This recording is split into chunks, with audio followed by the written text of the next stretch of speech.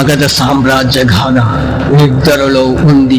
కానీ ఆ రాత్రి అమావాస్య కావడం వల్ల చీకటై భయంకర పాటలిపుత్ర నగర వీధుల్లో కేవలం తపాల దొరుల అడుగుల చప్పుడు మాత్రమే వినిపిస్తుంది. తన కుటీరంలో ఉన్న చాణక్యుడు కళ్ళు మూసుకొని ఆలోచిస్తున్నాడు.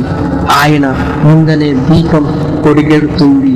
సరిగ్గా అప్పుడే ఒక గూఢచారి గల్లీలోకి లోపలికి వచ్చి, ఆచార్య, శత్రువుల కదలికలు రాజభవనం లోపలికి కనిపిస్తున్నాయి అని చెప్పి మాయమయ్యాడు. ఆ ద్రోహి క్రూరంగా నవ్వుతూ, చాణక్య, నీ తెలివితేటలు ఇత్తడితో ముగిశాయి.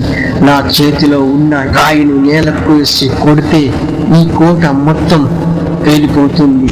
మగధ అంతం నా చేతిలో ఉంది. ఆ రాయి పేలిందా? చాణక్యుడు మగధను రక్షించగలడా? గంట కొనసాగుతుంది. పార్ట్ 3 కోసం సబ్స్క్రైబ్ చేసి మా Mahakal talks channel please like and share చేయండి, మర్చిపోకండి. Thank you.